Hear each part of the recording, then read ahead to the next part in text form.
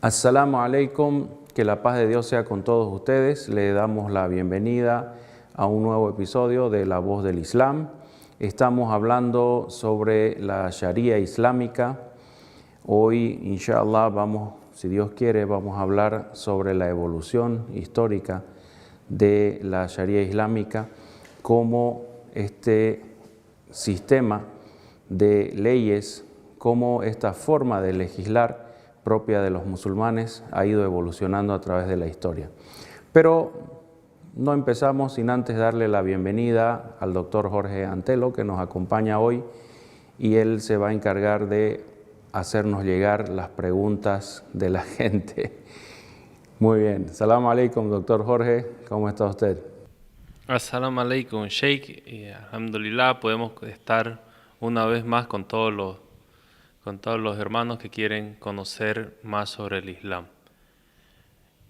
Para empezar con nuestro programa, queríamos hacerle la consulta de saber cómo hacían los primeros musulmanes para conocer los preceptos de la Sharia. Muy bien.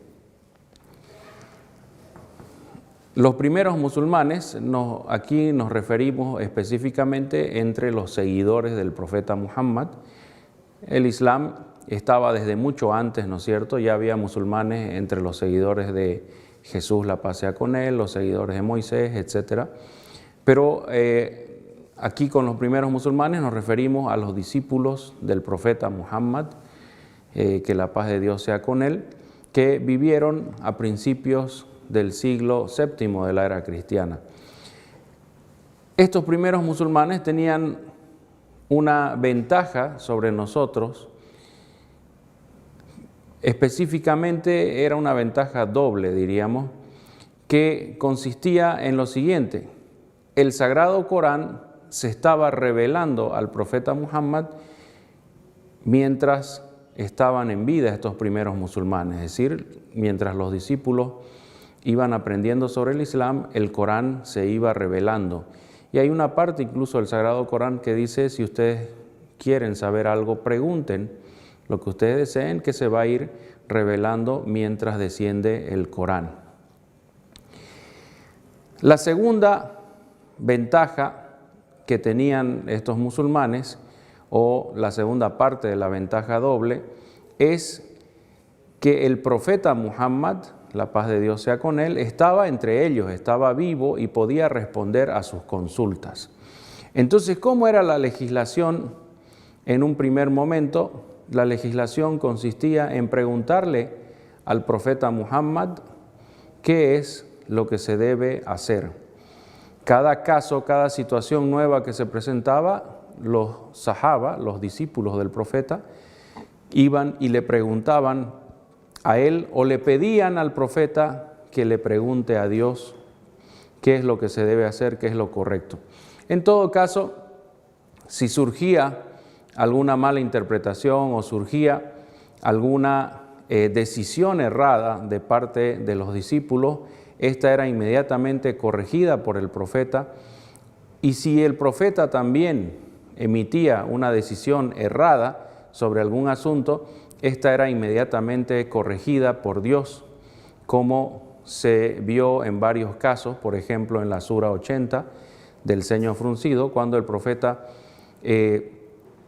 desdeñó, podríamos decir, o se rehusó a atender a un ciego que lo incomodaba, que lo consultaba constantemente, porque él estaba tratando de convencer a los líderes de Quraysh de islamizarse. Inmediatamente Dios corrigió este comportamiento errado del profeta y le llamó la atención. Si ustedes consultan en la Sura 80, dice, ¿no?, frunció el ceño y le dio la espalda, ¿no es cierto?, al ciego cuando vino a preguntarle. Entonces Dios claramente reprende y corrige el comportamiento del profeta. También hay otro caso cuando Dios corrige al profeta y le dice: si vas a hacer algo para mañana, di inshallah, di si Dios quiere. Entonces, resumiendo, el comportamiento respecto a la legislación era mucho más simple que lo que tenemos ahora. Ahora nosotros tenemos que investigar, consultar una serie de fuentes, etc. En esa época los sahaba, los discípulos del profeta, le preguntaban a él o le pedían a él que pregunte a su Señor, a Dios. Y ese era el procedimiento para la legislación, y después se comunicaban entre ellos los diferentes veredictos emitidos por el profeta. También debemos recordar que hay documentos escritos de esa época que son parte de la legislación. Tenemos el caso de la famosa Constitución de Medina, una de las primeras constituciones en la historia del Medio Oriente y una de las primeras también en la historia occidental, ¿no es cierto? La Constitución de Medina fue elaborada por el profeta Muhammad en consenso, en acuerdo con las tribus judías que vivían en Medina, y que en un principio el profeta deseaba formar una sociedad plural que incluía a los judíos y les asignaba o les daba el espacio y un nivel exactamente igual al de los musulmanes.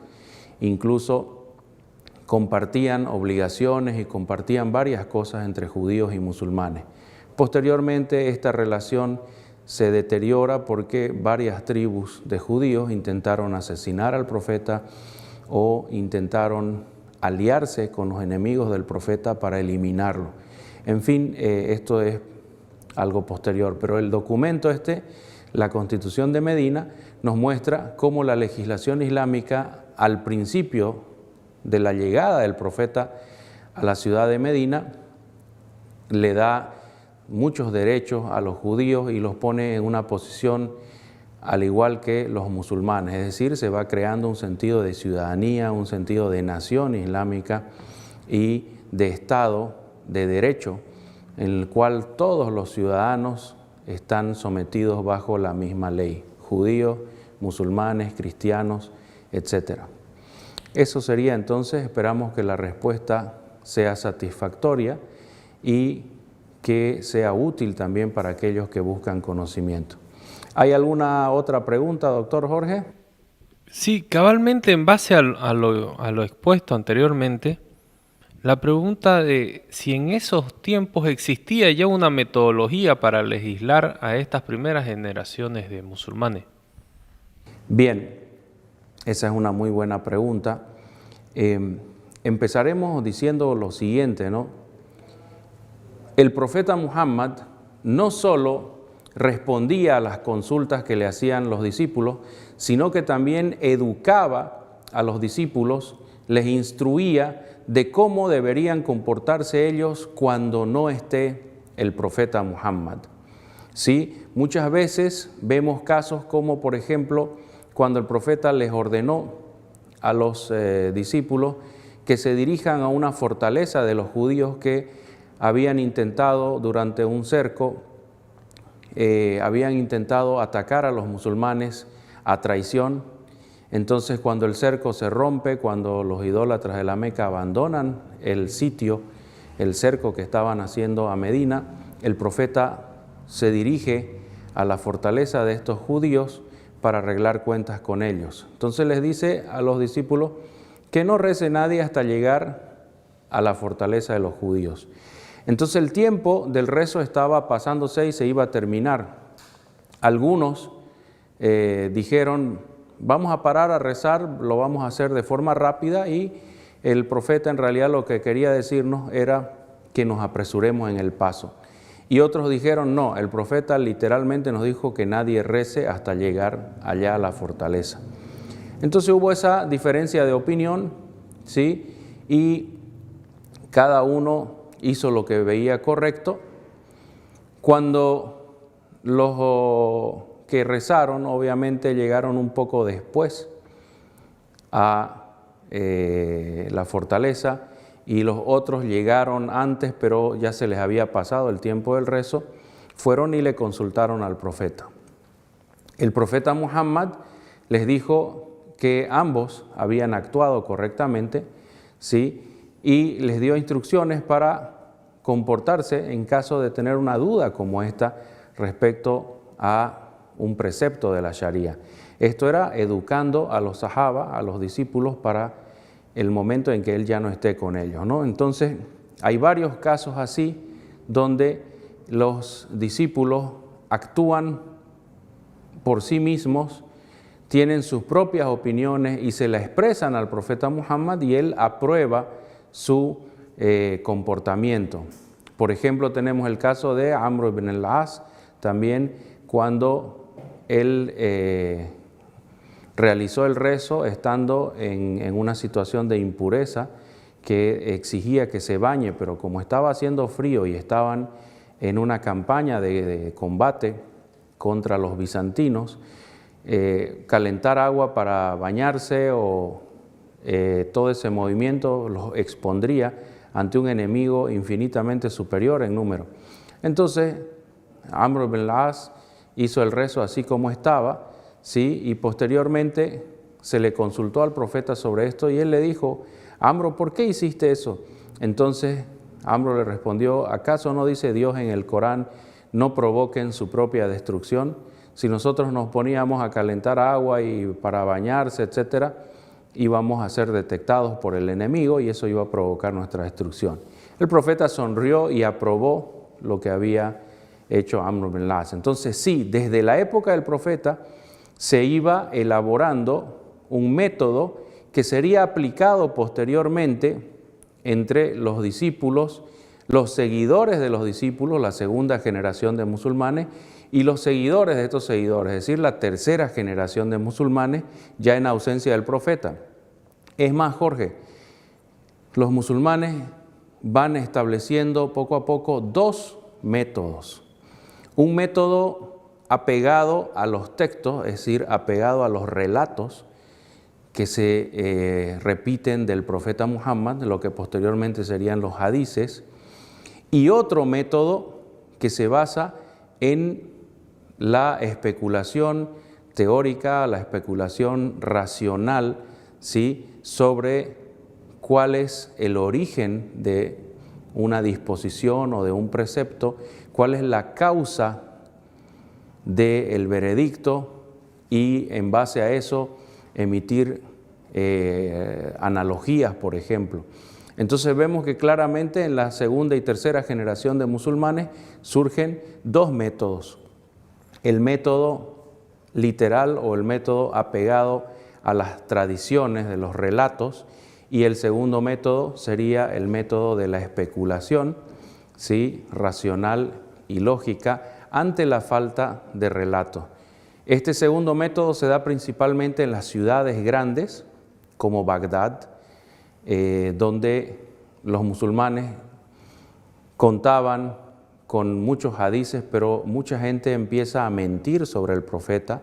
Estamos hablando ya en una cuarta, quinta generación de musulmanes, de manera que los juristas no podían confiar en todos los relatos que les llegaban.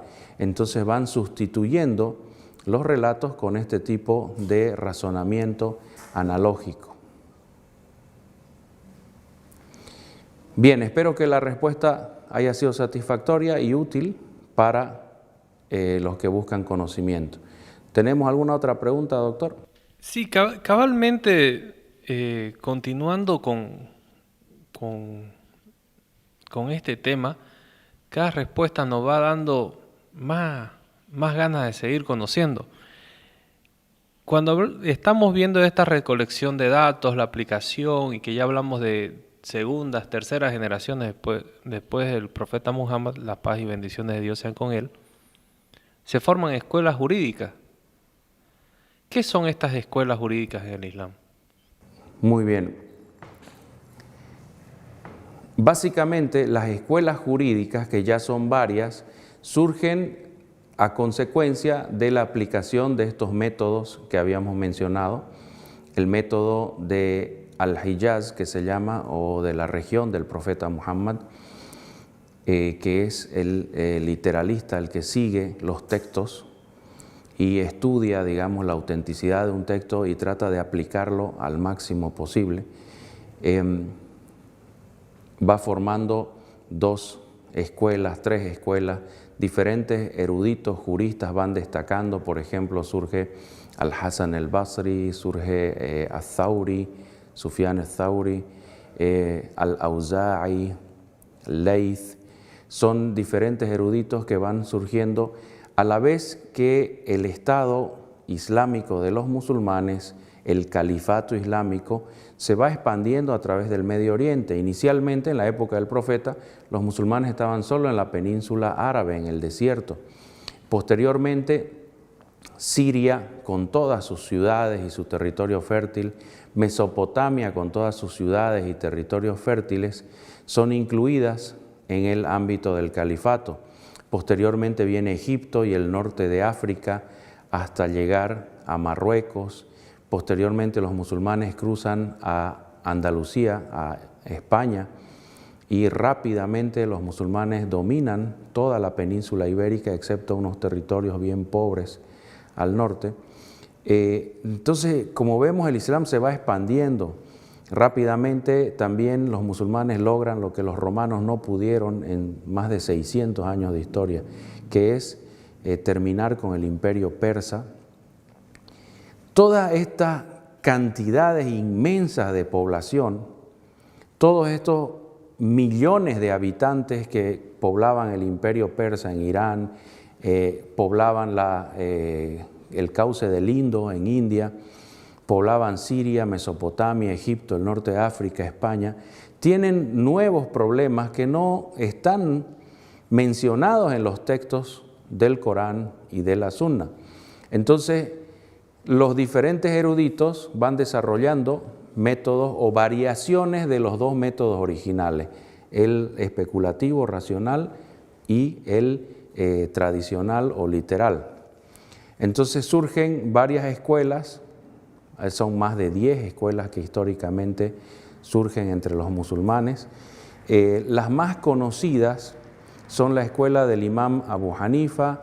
Después tenemos dentro del método especulativo, racional, después tenemos la escuela del imam Ash-Shafi'i, que es el primero que establece los fundamentos teóricos de la legislación, con 2 libros que son magníficos, son, digamos, piedras fundamentales de la legislación islámica, a ser Ar-Risala, donde se establecen los fundamentos, es decir, la naturaleza de cada una de las fuentes, cuál es el rol que juega, cómo se realiza el proceso de la legislación ante la ausencia ya del profeta Muhammad, ante la infinidad de casos nuevos, de problemas que son urbanos, que no conocían los beduinos de Arabia. Bien, entonces una escuela jurídica vendría a ser una cantidad de seguidores de un jurista grande que siguen su método y lo utilizan para legislar. Es decir, que cada vez que llega un caso nuevo, se aplica, digamos, los seguidores, por ejemplo, del imam Abu Hanifa, aplicarán el método que aprendieron de él y de otros seguidores. Pero siempre se llama el método del imam Abu Hanifa. Entonces, en realidad, la escuela es un método perfeccionado y sofisticado, basado en los 2 métodos originales de las primeras generaciones de musulmanes. Esperamos que la respuesta sea satisfactoria y útil para los que buscan conocimiento. ¿Tenemos alguna pregunta más? Sí, nace el interrogante. Cuando vemos la historia de la humanidad, siempre hay un punto alto y un punto bajo.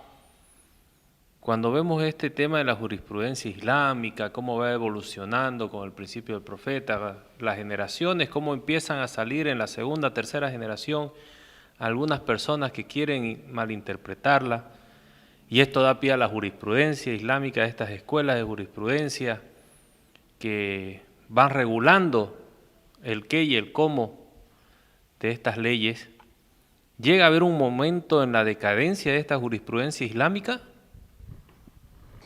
Bien, importante pregunta. Sí, dentro del proceso de evolución y desarrollo histórico de la Sharia, de la jurisprudencia que estudia la Sharia, llegó a haber un periodo de decadencia, y esto se da de la siguiente manera. Las escuelas se interpretan como pasos obligatorios dentro de la formación de un jurista islámico, pero lamentablemente algunos juristas no salen de ese proceso histórico, de ese proceso formativo de la escuela, y se quedan dentro de las escuelas y no desarrollan los fundamentos, no desarrollan la metodología mucho más. ¿Y qué pasa? Empiezan a escribir libros que unos explican a otros. Hay libros que son resumidos, especiales para niños o principiantes. Hay explicaciones de estos libros resumidos. Después viene una segunda explicación de un libro original. Posteriormente aparecen enciclopedias y aparecen resúmenes de las enciclopedias. Y es como que entran en un círculo vicioso donde no interactúan con las otras escuelas, sino que todo se queda dentro de un círculo cerrado de juristas, de un ambiente que no comparte información con las demás escuelas. Y empiezan a tocarse temas que ya son un poco superficiales o banales, diríamos, como por ejemplo, dónde va la mano al rezar, que si va más abajo, que si va en medio, cómo movemos el dedo al rezar. Y empieza a tocarse temas que no merecen en realidad la pérdida de tiempo, digamos, tantos meses a veces de investigación para cosas que ya no influían en la vida diaria. Y se van abandonando otros temas que son importantes como la economía, el mercado, la política, la legislación de la guerra, del combate. Se los va desdeñando estos temas y se los va dejando para los secularistas, es decir, para las personas que no tienen un conocimiento del Corán, de la Sunna, o no tienen la intención de aplicarlos y sin embargo tienen que traer propuestas legislativas a la sociedad. Entonces van surgiendo los sultanes que van aplicando disposiciones secularistas muy al estilo de la modernidad europea. Esperamos, ¿sí?, que el mundo islámico salga de este periodo de decadencia que también tiene que ver con la decadencia política, ¿no?, con la invasión mongol a Bagdad, la destrucción de Bagdad, la destrucción también causada por los cruzados católicos en Andalucía, en el norte de África, las cruzadas en el Medio Oriente. En fin, la decadencia política va acompañada de esta decadencia en la investigación científica de la jurisprudencia islámica y por lo tanto también la Sharia como conjunto de obras jurídicas se ve afectada. Esperamos que podamos salir nosotros pronto de esta decadencia que aún afecta a muchos de los investigadores jurídicos. Esperamos que esta respuesta sea útil y suficiente para aquellos que buscan conocimiento y estamos llegando al final del episodio. Les agradecemos mucho su paciencia, agradecemos también al doctor Jorge por acompañarnos, sí, y esperamos contar con su presencia en otro programa de La Voz del Islam. Wassalamu alaikum, que la paz de Dios sea con todos ustedes.